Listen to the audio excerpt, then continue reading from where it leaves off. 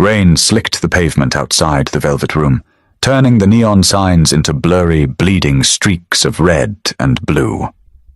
Luca wasn't the kind of man to notice a stray dog, let alone a sobbing woman huddled by the dumpsters. He managed an empire built on extortion and enforced silence. But the sharp, ragged intake of her breath, hitching over the muffled bass thumping from inside his club, stopped him dead. He recognized that sound. It was the sound of someone's world breaking. The side door of the Velvet Room slammed shut, cutting off the heavy synthetic beat of the club's sound system. Out here in the alley, it was just the hiss of tires on wet asphalt from the distant avenue and the steady, freezing drizzle of a November night. Luca tugged the collar of his wool coat up against the wind. He was tired. A deep, bone-scraping exhaustion that came from smiling at politicians who despised him and threatening men who wanted him dead. "Cars out front, boss," Paulie mumbled, shivering as he lit a cigarette. The flame briefly illuminated the scarred expanse of the bodyguard's face. Luca didn't answer. His attention had snagged on a shadow, wedged in the narrow gap between the brick wall and a rusted commercial dumpster. At first, he thought it was a pile of discarded coats. Then the pile shuddered. "Leave it, Luca," Paulie said, his tone flat. "Junkie, probably, or a drunk. Club security will sweep him out in 10 minutes. Luca took a step forward. His leather shoes made a soft splashing sound in the shallow puddles. He didn't know why he moved. Empathy was a liability in his line of work, a weakness that men with guns and ambition would carve out of you with a dull knife. But there was something about the rhythm of the crying. It wasn't the loud, performative wailing of a drunk who wanted attention. It was suppressed, desperate, the kind of crying done by someone who was terrified of being heard. He stopped 3 feet away. She had her knees pulled to her chest, her arms wrapped around them in a tight, protective knot.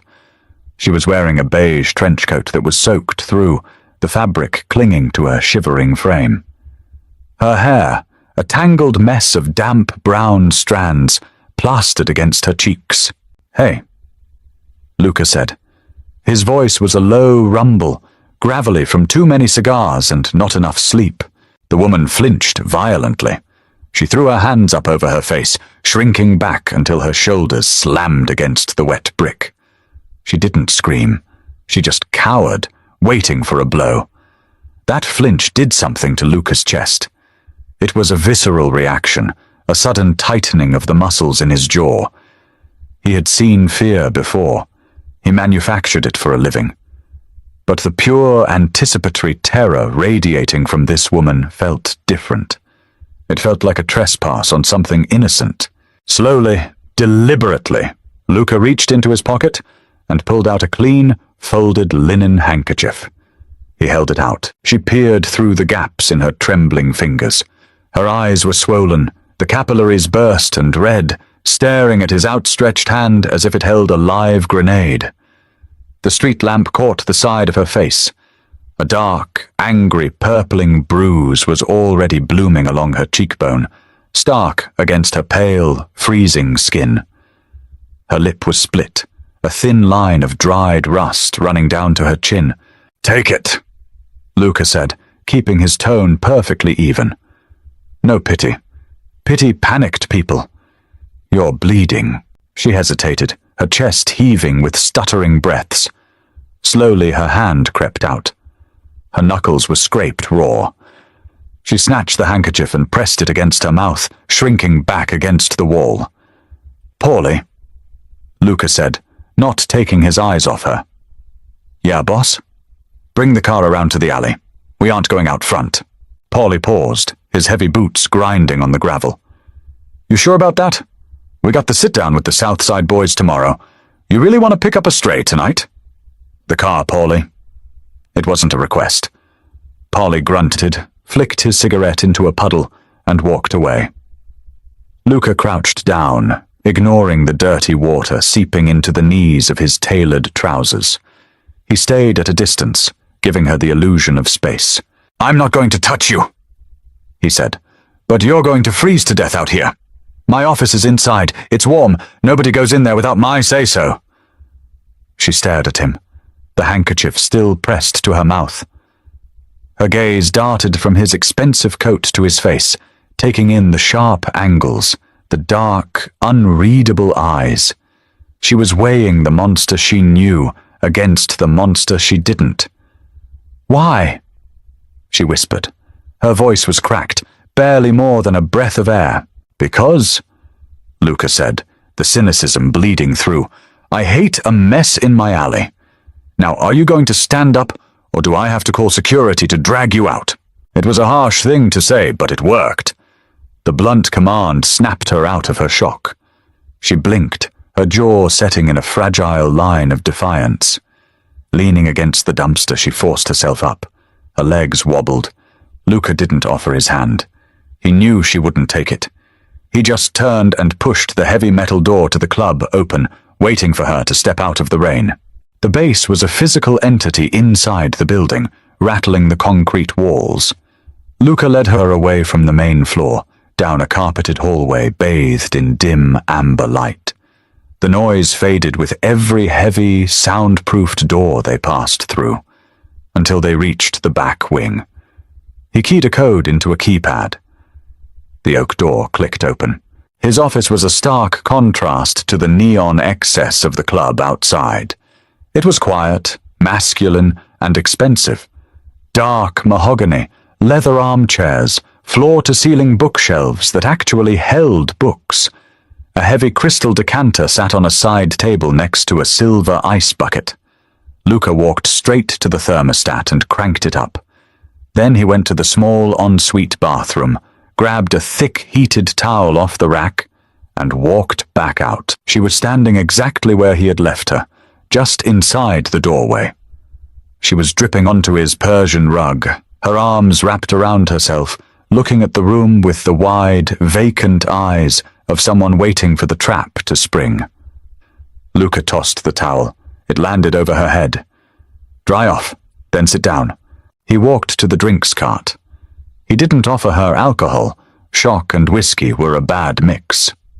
He poured himself 3 fingers of scotch, the amber liquid glinting in the low light. Then he grabbed a bottle of sparkling water, cracked the seal, and set it on the glass coffee table in front of the leather sofa. He took a seat behind his massive desk, putting distance between them, and took a slow sip of the scotch. The burn grounded him. She pulled the towel off her head, wiping the freezing rainwater from her face. She looked awful. The harsh lighting of the office showed the true extent of the damage. The bruise on her cheek was shaped like a knuckles. The collar of her blouse, visible beneath the trench coat, was torn. She walked over to the sofa, her movements stiff, and sat on the very edge of the cushion.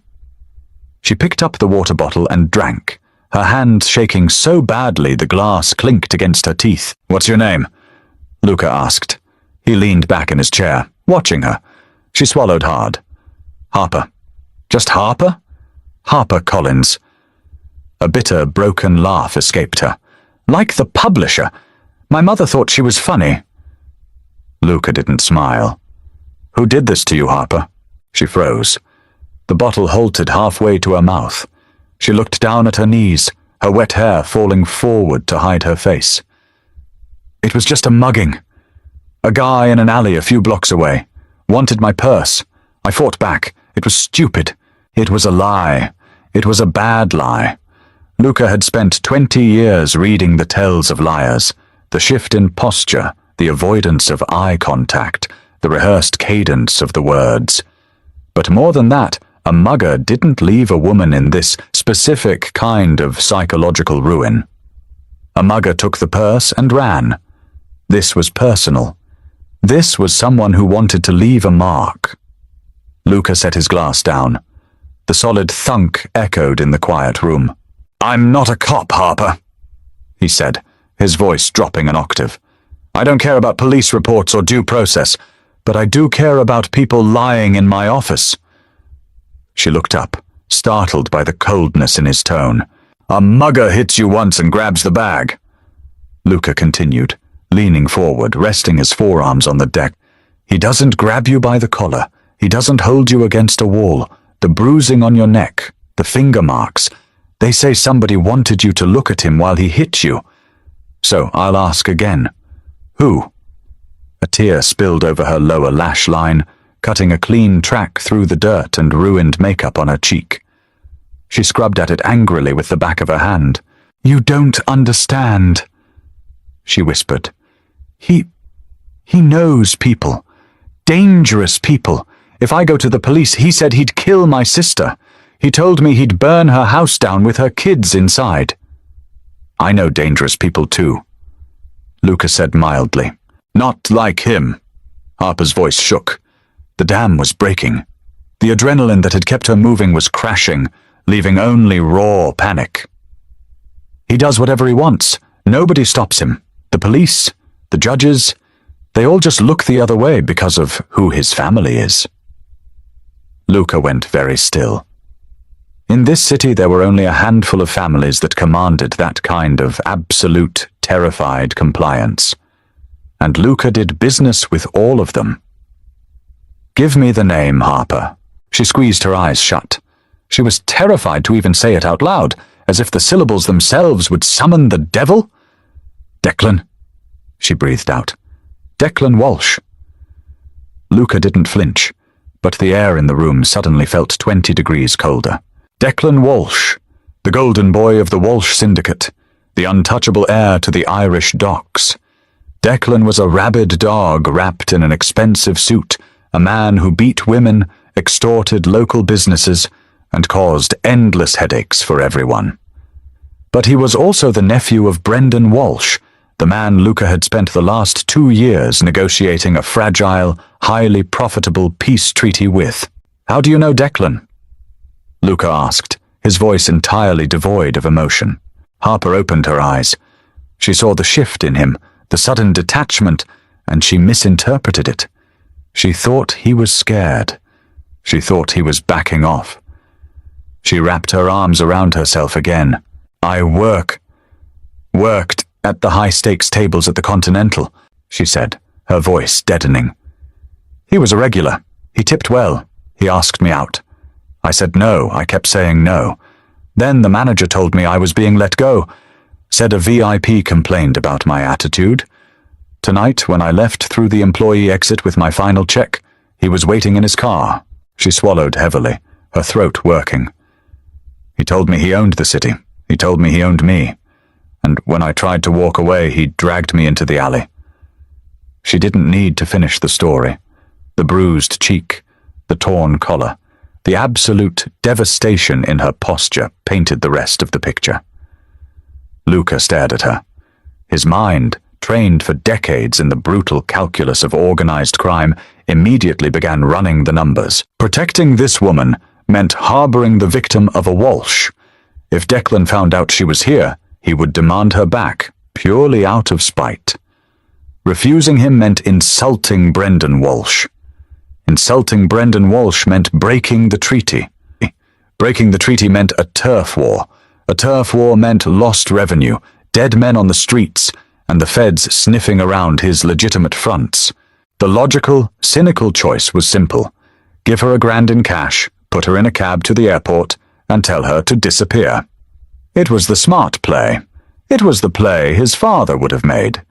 It was the play Paulie would expect him to make. He looked at Harper. She was staring at her hands. The knuckles were still bleeding sluggishly onto his towel. She wasn't asking him to save her. She expected nothing. The world had just taught her a brutal lesson about power, and she had accepted her place at the bottom of the food chain.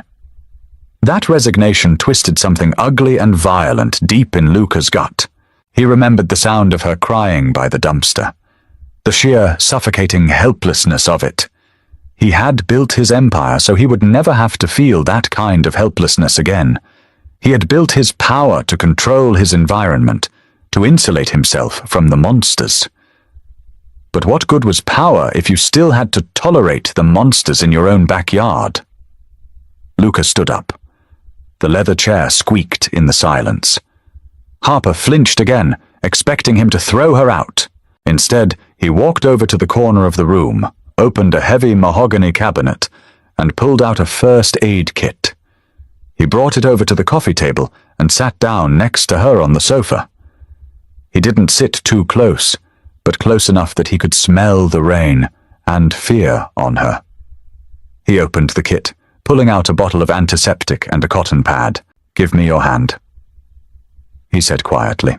Harper blinked, confused. She looked at his hands, large, scarred, heavy with gold rings, and then hesitantly placed her trembling hand in his. His grip was firm, but surprisingly gentle.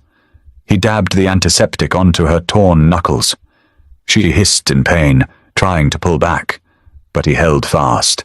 "Declan Walsh is a dead man," Luca said. He said it so casually, so conversationally, that it took a second for the words to register in Harper's brain. When they did, her eyes widened in absolute horror. "No!" she gasped, trying to pull her hand away. "No, you can't! You don't know who he is! You don't—" "I know exactly who he is!" Luca interrupted, his voice a low, soothing rumble as he taped a piece of gauze over her knuckles. "I do business with his uncle. They run the ports. They're loud, they're messy, and they think the rules don't apply to them." "Then you know you can't cross them," she said, her voice rising in panic. "If you do anything to him, they'll kill you, and they'll find me. Please, just let me leave. I'll take a bus out of state. Harper," Luca said sharply, demanding her attention. She stopped rambling. She looked at him, really looked at him. She saw the cold, dead calm in his dark eyes. It was a terrifying kind of stillness, the stillness of an apex predator that had just caught a scent. "I am Luca Moretti," he said softly.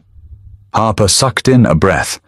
The color, what little was left of it, drained entirely from her face. Even civilians who tried to ignore the criminal underbelly of the city knew the name Moretti. They were the old blood, the quiet power, the ones who didn't make noise but made people disappear. "Declan Walsh thinks he owns the city because his uncle lets him play with the toys," Luca continued, moving to her other hand and repeating the cleaning process. "He beats up cocktail waitresses because he's a coward who mistakes cruelty for strength, but he doesn't own this city." Luca finished bandaging her second hand. He closed the first aid kit and looked up, meeting her terrified, watery eyes. "I do." He stood up, walked over to his desk, and picked up the heavy black receiver of his landline. He dialed a 3-digit extension. "Poorly," Luca said when the line clicked. "Yeah, boss." "Call the captains. Tell them the sit-down with the South Side is cancelled. We're locking down the clubs. And tell Jimmy to get a crew together." There was a long pause on the other end of the line. Paulie knew exactly what those orders meant. "We going to war, Luca?" Luca looked across the room at Harper. She was curled on his sofa, bruised, broken, and clutching a bloody towel. Yet she was the most real thing he had encountered in years. "Yeah, Paulie," Luca said, his voice cold as the grave. "We're going to war. Find out where Declan Walsh is drinking tonight, and tell Jimmy to bring the heavy equipment." He hung up the phone. The click echoed in the quiet office. The peace treaty was dead. His business was about to bleed money. The streets were going to catch fire. And for the first time in a decade, Luca Moretti felt entirely, deeply alive. The armored SUV idled in the alley, its exhaust curling into the freezing rain like grey ghosts. The rear door was heavy, lined with ballistic steel, and closed with a vault-like thud that locked the noise of the city outside. Harper sat huddled in the corner of the leather bench seat. She looked small, swallowed by the oversized coat and the encroaching reality of what she had just catalyzed. Luca sat opposite her. He didn't look at her, giving her the dignity of privacy as the adrenaline slowly seeped out of her system, leaving the raw, trembling exhaustion behind. He stared out the tinted window at the blurred streetlights. His phone buzzed relentlessly in his pocket. Captains demanding clarification, lieutenants asking for targets, the machine of his family waking up from a 2-year slumber, hungry and confused. He ignored them all. Paulie was in the passenger seat, his massive shoulders tense, speaking into a burner phone in hushed, clipped sentences. "Where are we going?" Harper asked. Her voice was thin, fragile, like old glass. "Somewhere quiet." Luca replied, without turning his head. "My club is a fortress, but everybody knows where it is. If Brendan Walsh wants to throw a tantrum when he hears what I'm about to do to his nephew, he'll send his boys there first. You aren't going to be there. You're putting yourself in danger for a stranger." Luca finally looked at her. The street lamps passing by cast rhythmic shadows across his face, highlighting the sharp line of his jaw and the cold intelligence in his eyes. "I'm a businessman, Harper. I don't do things for strangers. I do things for my own peace of mind, and Declan Walsh offended me." It was a lie. Partially. It was a justification for the sudden, violent urge that had possessed him the moment he saw her cowering in the alley. But she didn't need to know that. She needed stability. She needed to believe that the monster sitting across from her was in complete control. The SUV navigated through the wet streets, leaving the neon-soaked downtown behind, pulling into the affluent, quiet streets of the West End. They stopped in front of a narrow, 3-story brownstone wrapped in dark ivy. There were no lights on inside. Paulie got out first, scanning the empty street, his hand resting casually inside his jacket.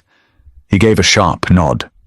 Luca opened the door and stepped out into the drizzle, holding his hand out for Harper. She hesitated.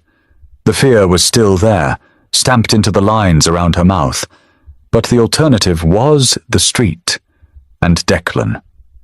She placed her bruised hand in Luca's. His grip was warm and entirely steady. Inside, the brownstone smelled of lemon oil, old paper, and dust. It wasn't lived in. It was a ghost house, maintained for emergencies exactly like this. Luca hit a switch, and soft lamps illuminated a tasteful, muted living room. Heavy curtains were already drawn tight across the windows. "Sit," Luca instructed, pointing to a plush armchair. "There's a doctor on his way. He works for me. He doesn't ask questions, and he doesn't have a tongue to wag. He's just going to look at your ribs and that cheek." Harper wrapped her arms around her waist, wincing as the movement pulled at her bruised torso. "I don't need a doctor. I just need to sleep, or wake up. I don't even know what this is right now. You need a doctor," Luca said softly, but leaving no room for argument. "And you need to trust me. The worst part of your night is over, Harper. The worst part of Declan's night hasn't even started." He walked to the kitchen, poured a glass of tap water, and brought it back to her. She took it with shaking hands. "Will you—" She stopped, swallowing hard. She looked up at him, her eyes wide and haunted. "Will you kill him?" Luca looked down at her. He didn't offer her a comforting lie. He didn't sugarcoat the brutality of the world she had just stumbled into. "Not tonight," Luca said flatly. "Killing him tonight starts a war I haven't fully positioned my pieces for. Tonight is about sending a message. A very loud, very permanent message. Brendan Walsh needs to understand that his nephew crossed a line, and that the penalty for crossing that line is exacted in flesh." He saw her flinch, and for a fraction of a second, regret flared in his chest. He was frightening her, but he needed her to understand the reality of the safety he was offering. A sharp knock at the front door broke the silence. Paulie opened it, ushering in a small, balding man carrying a scuffed leather medical bag. "Doc." Luca nodded. He turned back to Harper. "Let him do his job. There's a bedroom upstairs, first door on the right. Lock it if you want. Paulie is stationed at the front door. Nobody gets past him. I'll be back before dawn." "Where are you going?" The question slipped out of her before she could stop it. A strange, desperate dependency had formed in the last hour.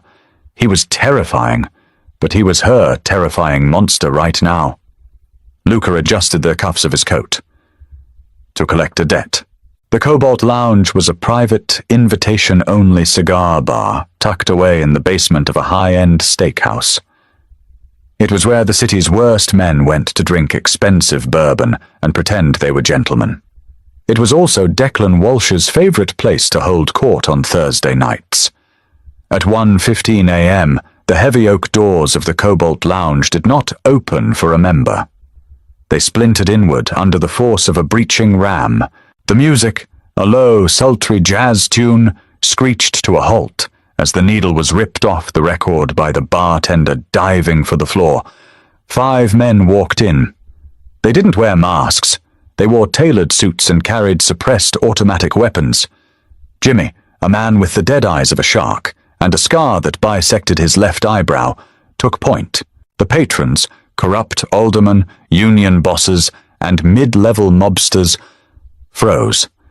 Panic is loud, but pure, unadulterated terror is entirely silent. No one screamed. No one reached for a weapon. They all recognized Jimmy, and they all knew who held Jimmy's leash. In the back corner, sprawling on a velvet booth with 2 women and a bottle of crystal-cut vodka, was Declan Walsh. Declan was 26, handsome in a cruel, sharp-featured way, with blonde hair swept back from his forehead. He was currently staring at the men invading his sanctuary, his mouth slightly open, the arrogance slowly draining from his face as the reality of the situation bypassed his alcohol-soaked brain. The crowd parted as Luca walked through the shattered doorway. His footsteps were the only sound in the room. Slow, measured. He didn't look at the politicians scrambling under tables. He didn't look at the bartender praying behind the mahogany counter.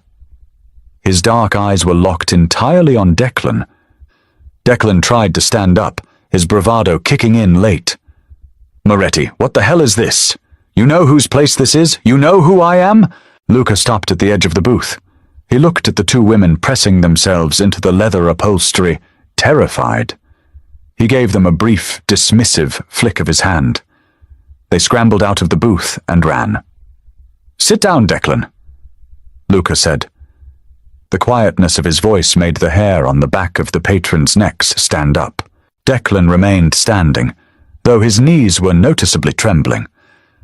"My uncle is going to hear about this. You're breaching the treaty, Luca. Over what? You want a bigger cut of the docks? You want to renegotiate? You call a sit-down. You don't kick in doors like a street thug." Luca didn't blink. He didn't raise his voice. He just moved. His hand shot out, grabbing Declan by the throat. The younger man choked, his eyes bulging as Luca slammed him backward onto the heavy glass table in the center of the booth. The table cracked underneath Declan's weight. Bottles and glasses shattered, raining liquor and glass onto the floor. Jimmy and 2 other men instantly stepped forward, forming a wall between Luca and the rest of the room. A few of Declan's bodyguards had finally found their courage and reached for their holsters. "Touch the steel," Jimmy warned, his gun leveling at the chest of the closest guard. "And I paint the wall with your lungs. Stand down." The guards slowly raised their hands, backing away. They were loyal to the Walsh family, but nobody wanted to die for Declan's stupidity in a basement bar. Luca leaned over Declan, his grip still tight around the boy's throat. Declan was thrashing, clawing at Luca's hand, his face turning a mottled purple. "You talk too much," Luca murmured, leaning in so only Declan could hear him. He smelled of cheap cologne, expensive vodka, and sweat. "You think this is about business? You think I care about your uncle's shipping containers?" Luca released his throat, pinning Declan to the broken table by his chest instead. Declan gasped for air, coughing violently. What do you want?" Declan wheezed, the panic finally overriding his ego. "A few hours ago you waited outside the Continental," Luca said. His voice was clinical, detached. "You put your hands on a woman named Harper. You dragged her into an alley. You hit her!" Declan's eyes darted frantically. Confusion mingled with the terror. "A waitress? You're doing this over a piece of trash casino girl? Are you insane?" "Luca, it was nothing. Just a misunderstanding. She owed me respect. The absolute entitlement. The total lack of comprehension in Declan's voice solidified something cold and hard in Luca's chest. He didn't feel anger anymore. He felt a mechanical necessity. Hold his right arm, Luca commanded. Two of Luca's men stepped forward, grabbing Declan's right arm and pinning it flat against the remaining unbroken section of the heavy glass table. Declan started screaming now, a high, panicked sound. He thrashed like a netted fish, but the men holding him were immovable. "Luca, wait, please! We can pay you! My uncle will give you whatever you want!" Luca reached into his coat pocket. He pulled out a heavy, steel retractable baton. With a flick of his wrist, it extended with a sharp, metallic clack. "This isn't a negotiation, Declan. This is a consequence." Luca raised the baton. He didn't swing wildly. He aimed with surgical precision. The steel cracked down on the back of Declan's hand. The sound of shattering bone was distinct, a sickening crunch that echoed over Declan's agonizing shriek. The boy convulsed, his eyes rolling back in his head. Luca didn't stop. He raised the baton and brought it down again. And again. Methodical. Brutal. He broke the hand that had bruised Harper's face. He pulverized the knuckles that had left a mark on her skin. He did it until there was nothing left to fix, until the hand was a ruined, useless mess of flesh and splintered bone. Declan passed out from the pain after the third strike, his head lolling to the side, spit bubbling at the corner of his mouth. Luca collapsed the baton and slid it back into his pocket. He looked down at the unconscious heir of the Walsh Empire. There was no satisfaction in his chest, only the heavy, looming weight of what was coming next. He turned to face the terrified crowd in the lounge. "Tell Brendan Walsh," Luca said, his voice carrying clearly across the dead, silent room, "that his nephew forgot his manners. If he has an issue with my teaching methods, he knows where to find me." He walked out of the lounge, his men falling in line behind him. The jazz record remained silent. The message had been delivered. The war had begun. The drive back to the brownstone was quiet. The rain had turned into a steady, freezing sleet, coating the windshield in a layer of slush. Luca sat in the back, staring at his hands. There was no blood on them, but they felt dirty. He had spent 10 years distancing himself from this kind of hands-on violence. He was a CEO of a shadow corporation.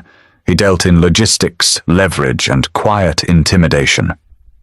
The visceral, bone-crunching brutality was supposed to be behind him, a relic of his 20s when he was fighting his way up from the streets.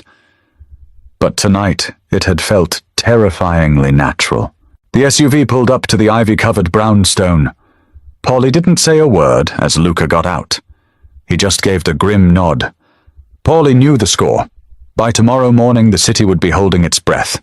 By tomorrow night the bullets would start flying. Luca unlocked the heavy front door and stepped inside. The house was exactly as he had left it. Quiet. Dimly lit. Paulie was sitting in the kitchen, nursing a cup of black coffee, an assault rifle resting casually across his lap. He gestured upward with his chin. "Doc left an hour ago. Said she's got 2 cracked ribs, a mild concussion, and some deep bruising. Left some painkillers. She's awake." Luca nodded, taking off his wet overcoat and draping it over a chair. He walked up the wooden stairs. They creaked softly under his weight. He paused outside the guest bedroom. The door was slightly ajar. A sliver of warm, yellow light spilled out onto the hallway floor. He pushed it open. Harper was sitting on the edge of the large, 4-poster bed. She was wearing an oversized grey sweatshirt that the doctor must have found in one of the drawers. Her face was clean, the dirt and dried blood washed away. But it only made the dark, swollen bruising on her cheek and neck stand out more severely. She was holding a mug of tea, her bandaged hands curled tightly around the warm ceramic. She looked up when he entered. She didn't flinch this time. "You're back." she said softly. I told you I would be. Luca stepped into the room, leaning against the doorframe.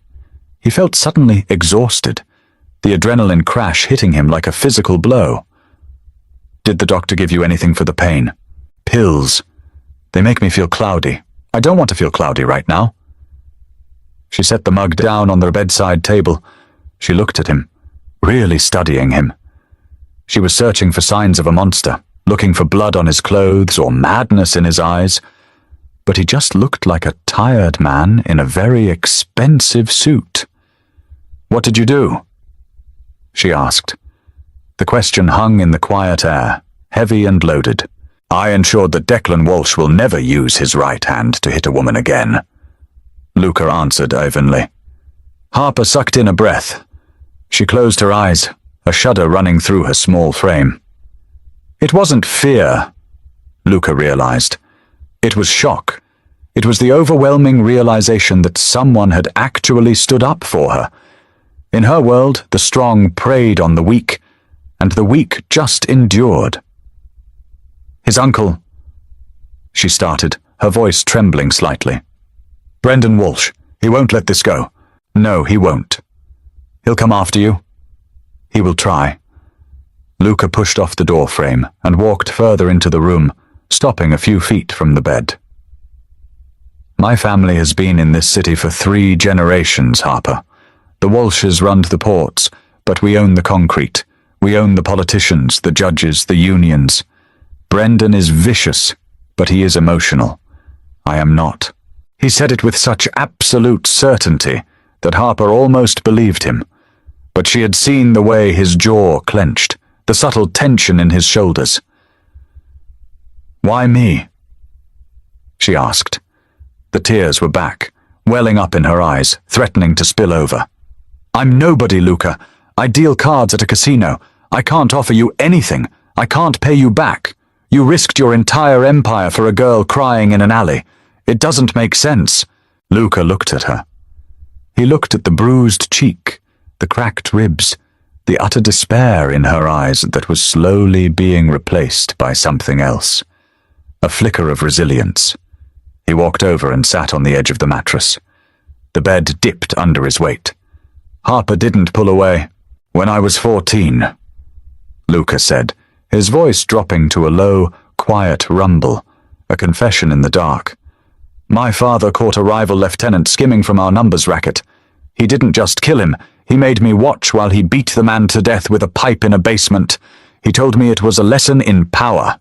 He told me that the only way to survive in this world was to be the scariest thing in the room. Harper watched him, captivated by the sudden vulnerability in the eyes of a mob boss. I learned the lesson. Luca continued, staring at the floorboards. I became the scariest thing in the room. I built walls. I cut out empathy because it's a liability. But tonight, when I heard you crying, I didn't hear weakness. I heard someone who had been crushed by the exact same kind of monster my father was, and I realized that having all this power means absolutely nothing if I just let the monsters win. He looked up, meeting her eyes. The space between them felt charged, heavy with unspoken things. You don't owe me anything, Harper. Not money, not loyalty. You aren't a pawn in this war. You're the reason I finally decided to start it. Harper stared at him. The tears finally spilled over, tracking down her unbruised cheek. But she didn't sob. She reached out, her bandaged fingers trembling, and lightly touched the sleeve of his jacket. It was a microscopic gesture, a tiny bridge built over a chasm of trauma and violence. Thank you, she whispered. Luca looked at her hand on his sleeve. For the first time in years, he felt something fracture inside his chest, not breaking, just shifting. Get some sleep, he said softly, standing up. Tomorrow is going to be a long day. He walked to their door. Just as his hand touched the knob, Harper's voice stopped him. Luca. He looked back. Will we survive this? She asked. Luca Moretti looked at the woman who had just upended his entire universe. He thought of Brendan Walsh, assembling his killers in the dark. He thought of the blood that was going to paint the streets of his city. "Yes," he lied, beautifully, perfectly. "We will." The retaliation came at 6 a.m., right as the city's streetlights clicked off to welcome a bruised grey dawn. Luca was standing in the kitchen of the brownstone, staring into a cup of black coffee that had gone cold 20 minutes ago. His phone sat on the marble island, a silent black rectangle. He was waiting for it to ring. He knew Brendan Walsh. The old Irishman didn't sleep on an insult. He was a creature of immediate, disproportionate violence. When the screen finally lit up, vibrating aggressively against the stone, Luca picked it up on the first ring. "Yeah." "It's Rossi!" Paulie's voice crackled through the speaker. The big man sounded out of breath, the background noise a chaotic symphony of sirens and shouting. "They hit the diner on 8th. 2 cars pulled up, automatic weapons. They didn't even get out of the vehicles, just sprayed the front window and kept driving." Luca's grip on the phone tightened until his knuckles turned white. Rossi was one of his oldest captains, a man who had bounced Luca on his knee 30 years ago, a man who was 3 months away from retiring to Florida. "Rossi?" Luca asked. The word felt like swallowing glass. "He's gone, boss," Paulie said grimly. "Took 2 in the chest. 3 of our guys are in the ICU. A waitress caught a stray to the shoulder. It's a mess. The cops are swarming." Luca closed his eyes. The calculus of war. He had initiated it, but the cost was always extracted from the people standing next to him. "Lock down the territories, Paulie. Nobody goes to their usual spots. Tell the street crews they are cleared hot. If they see a Walsh car in our zip code, they don't wait for permission." He hung up. The kitchen was dead silent, save for the hum of the refrigerator. He didn't hear her come down the stairs. "Who died?" Luca turned. Harper was standing in the archway, wearing the same oversized grey sweatshirt. She looked pale, clutching the doorframe for support, her ribs clearly protesting the movement. She had heard enough. "A friend," Luca said. He didn't see the point in lying. "A captain in my organization." Harper's breath hitched. She pressed a hand to her mouth, her eyes darting away from him, staring at the floorboards. "Because of me." "No," Luca corrected sharply. "Because of Brendan Walsh." "Don't do that!" Harper looked up, and for the first time, there was genuine anger cutting through her fear. "Don't treat me like an idiot to spare my feelings. Declan hurt me. You broke his hand. Now they killed your friend. This is my fault. If I had just taken the beating and gone home, your friend would be eating breakfast right now." She pushed off the doorframe and turned toward the mudroom, where her ruined, damp trench coat was still hanging over a chair. "What are you doing?" Luca asked, taking a step toward her. "I'm leaving." She grabbed the coat, her movements jerky and frantic. "I'm going to the police. I'll confess to something. I'll tell them Declan did it. I'll go into protective custody. I'll get out of your way. I can't let innocent people die because I was too weak to fight my own battles." Luca closed the distance between them in 3 long strides. He grabbed the coat, pulling it out of her hands and tossing it onto the floor. "You aren't going anywhere." "You can't keep me here," she yelled, pushing at his chest. Her hands were bandaged and weak, her push barely registering against his solid frame. But she kept pushing, tears of raw frustration spilling over her bruised cheeks. "I am a casino waitress. I am collateral damage. Stop burning your life down for me." Luca caught her wrists. He didn't squeeze. He just held them firmly, stopping her frantic assault.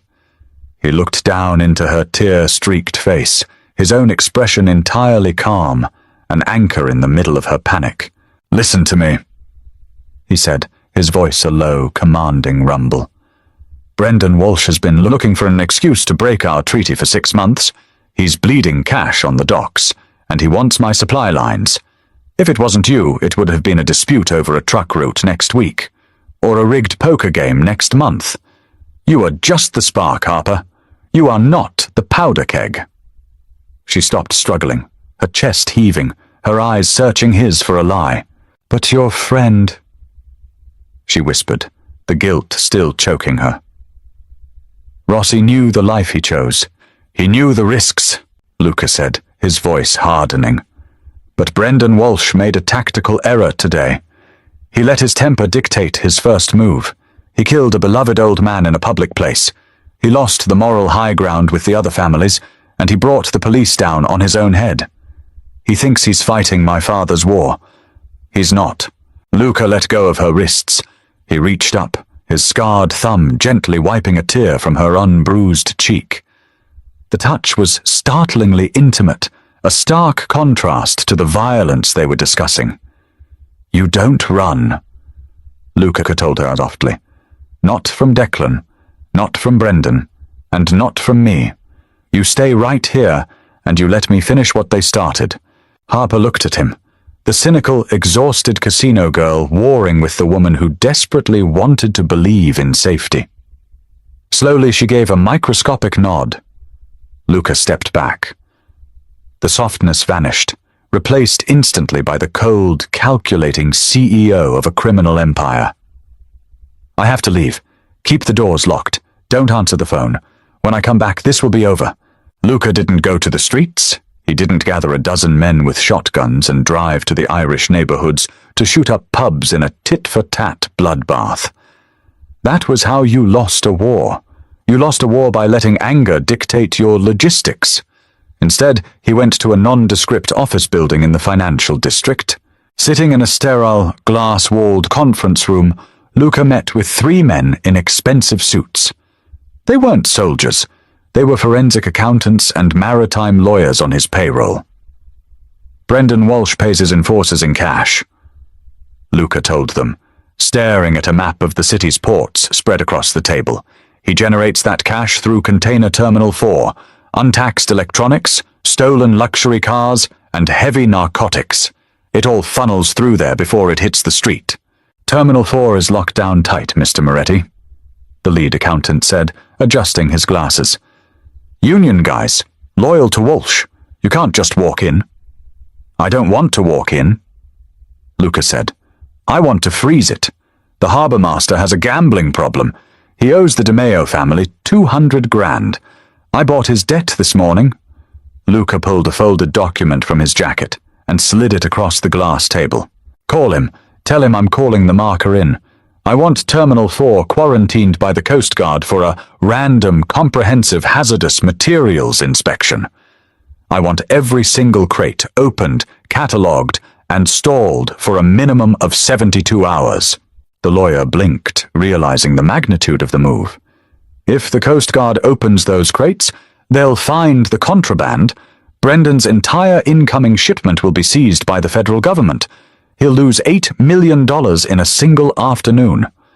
"Exactly," Luca said flatly. "And when his soldiers realize he doesn't have the cash to make payroll on Friday, their loyalty to the Walsh name will evaporate. You have 1 hour to make the call." By 3 o'clock that afternoon, the news broke on the local channels. A massive federal raid at Terminal 4. Brendan Walsh's lifeblood had been severed with a phone call. No bullets, no bodies, just a systemic, catastrophic financial amputation. When Luca returned to the brownstone that evening, he was dead on his feet. The adrenaline had burned off, leaving a hollow ache in his bones.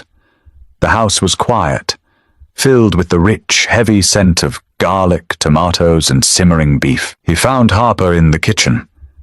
She was standing at the stove, stirring a large pot of marinara sauce. She had found a pair of sweatpants and a clean white t-shirt. Her hair was pulled back in a messy bun. She looked domesticated, out of place in a safe house, yet entirely grounded. She turned when she heard his heavy footsteps.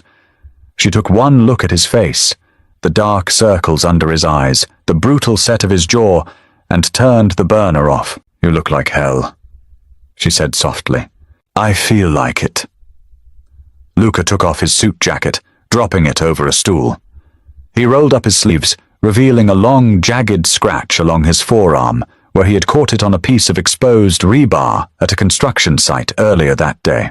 Harper walked over, pulling a clean dish towel from the counter.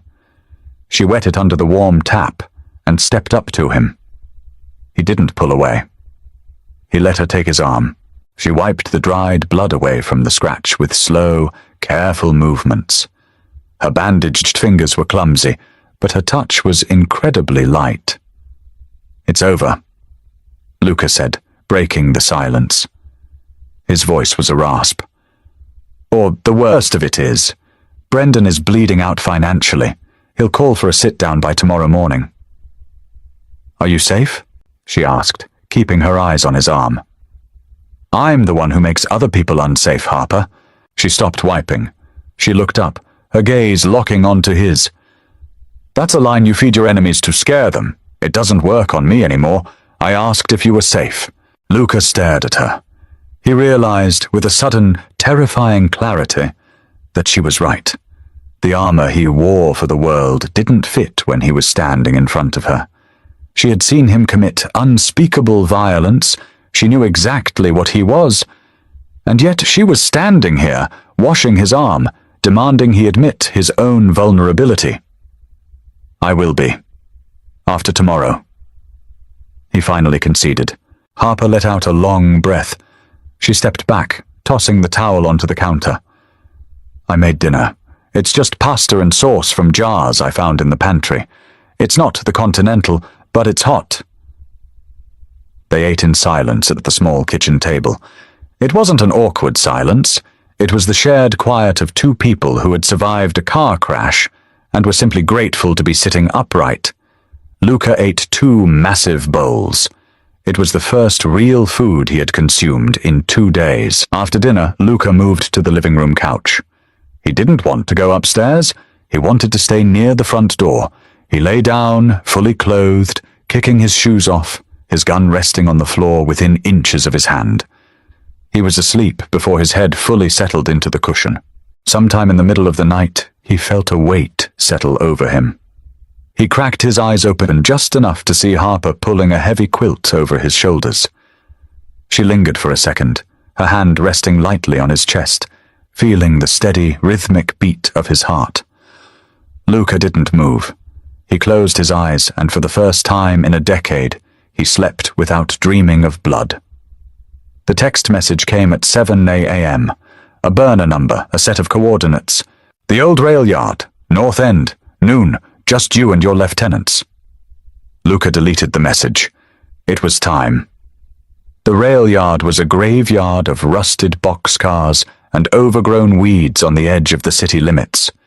The wind howled through the skeletal remains of old warehouses, carrying the bitter scent of industrial decay. Luca arrived in a 2-car convoy.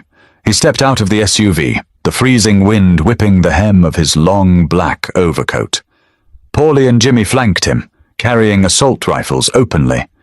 There was no need for concealment out here. Across the expanse of cracked concrete, Brendan Walsh stood waiting. Brendan was a large man who had gone soft in his 50s, his face florid and mapped with broken capillaries from a lifetime of whiskey. He was surrounded by a dozen armed men. They looked nervous, their eyes darting around the rail yard, waiting for an ambush. Standing slightly behind his uncle was Declan. His right arm was encased in a thick white cast, suspended by a sling. He looked pale, gaunt, and entirely stripped of the arrogant sneer he had worn at the Cobalt Lounge. He looked at Luca, and physical terror seized him. He took a step backward. Luca walked forward until he was 10 feet from Brendan. He didn't look at the guns pointed at him. He didn't look at Declan. He looked at the old man. "You broke the treaty, Luca!" Brendan spat, his thick Irish brogue thickening with anger. "Over a whore! You crippled my nephew! You cost me my best captain, and you tipped the feds off to my ports! You're a dead man walking!" "Rossi was a dead man," Luca corrected, his voice carrying effortlessly over the wind. "You sent shooters to a public diner. You panicked, Brendan. And panic is bad for business." "I'll burn your clubs to the ground!" Brendan roared, a vein pulsing in his forehead. "I've got 200 men ready to march on the West End. You think freezing one shipment stops me?" Luca sighed. It was the tired sound of a man dealing with a slow child. He reached into his coat. A dozen guns instantly raised, the metallic clatter of safeties clicking off, echoing in the yard. Paulie and Jimmy didn't flinch. They kept their weapons leveled.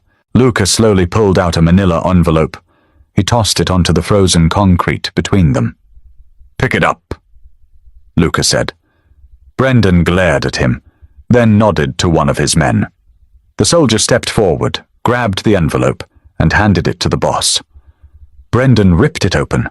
Inside were bank statements, offshore accounts, shell company ledgers. It was the entire financial architecture of the Walsh Syndicate, complete with account numbers and routing codes. Brendan's face drained of its florid color. He looked up at Luca, his mouth opening and closing in silent shock. "You don't have 200 men, Brendan," Luca said smoothly, "because you can't pay them. As of an hour ago, my people bypassed your digital security. Every cent you have hidden in the Caymans, in Zurich, in Panama, it's gone. I routed it into blind trusts. Your empire is broke." You can't," Brendan stammered, the reality of his total ruin crashing down on him. "I just did." Luca took a single step forward, establishing absolute dominance. "You are obsolete, Brendan. Your men are already looking for new employers. By tonight, they'll realize you can't cover their bail or their paychecks, and they will abandon you." Luca finally shifted his gaze to Declan. The boy flinched, trying to hide behind his uncle's bulk. "Here are the terms," Luca said, his voice cold and ringing with finality. "You retire today. You take whatever cash you have in your mattress, you take your nephew, and you get on a plane to Dublin. If I see Declan's face in this city again, I won't just break his other hand. I will bury him under the foundation of my next casino. And you, Brendan, will hand over control of the ports to your lieutenant, Mickey. Mickey is a reasonable man. Mickey understands that my supply trucks take priority." Brendan crushed the papers in his fist. He was a proud man, a violent man, but he wasn't suicidal. He looked around at his own men. They were looking at the papers in his hand, then looking at Luca. The shift in power was palpable. Loyalty in their world was rented, and Brendan's lease had just expired. "You're a snake, Moretti," Brendan whispered, his voice cracking with defeat. "I'm a businessman," Luca replied. "And you're dismissed." Luca turned his back on a dozen armed men, the ultimate display of contempt and control, and walked back to his SUV. Paulie and Jimmy backed up slowly, keeping their rifles raised until Luca was securely inside. As the convoy pulled away from the rail yard, Luca let out a long, slow breath. The tension bled out of his muscles. The war was over. He had won. He hadn't just protected his territory, he had absorbed his rival's infrastructure without firing a single shot of his own. But as he watched the grey city roll by his window, he wasn't thinking about the ports, or the money, or the fear he had instilled in the Irish mob. He was thinking about a pot of marinara sauce, and a girl in an oversized sweatshirt. When the SUV pulled up to the brownstone, the sleet had finally stopped. A weak, anemic sun was trying to break through the cloud cover. Luca unlocked the front door and stepped inside. Harper was sitting in the living room, her knees pulled up to her chest, staring blankly at the wall. When she heard the door click, she stood up quickly. She searched his face, her breath catching in her throat, looking for bad news. Luca took off his coat and hung it on the hook. He walked over to her. He didn't stop a few feet away this time. He closed the distance entirely, stopping only when their chests were nearly touching. "Pack your things," Luca said quietly. Harper's face fell. The fragile hope she had been harboring shattered. He had won, and now he was getting rid of her. She was a liability, a loose end. "Where am I going?" she asked, her voice cracking. "To my penthouse," Luca said. She blinked, confused. "What?" Luca reached up, his large, scarred hand gently cupping the side of her unbruised face. His thumb stroked her cheekbone. "Declan is gone. Brendan is gone," Luca told her, his dark eyes boring into hers, completely open, stripped of the cynical armor. "You are entirely, irrevocably safe. You don't have to hide in a dusty brownstone anymore. You don't ever have to go back to dealing cards for men who don't see you." Harper stared up at him. She saw the truth in his eyes. He wasn't discarding her. He was claiming her. Not as a possession, the way Declan had tried to do, but as a partner, as an equal who had looked at the monster in the dark and hadn't run away. "Your world is dangerous, Luca," she whispered, leaning into his touch, her eyes fluttering shut. "It is," he agreed softly, lowering his head until his forehead rested against hers. "But as long as I am breathing, Harper, my world belongs to you." She smiled. It was a small, broken thing, but it was real. For the first time in her life, she wasn't standing in an alley waiting for the blow to fall. She was standing in the eye of a hurricane, held by a man who had ripped a city apart just to ensure she never had to cry in the rain again.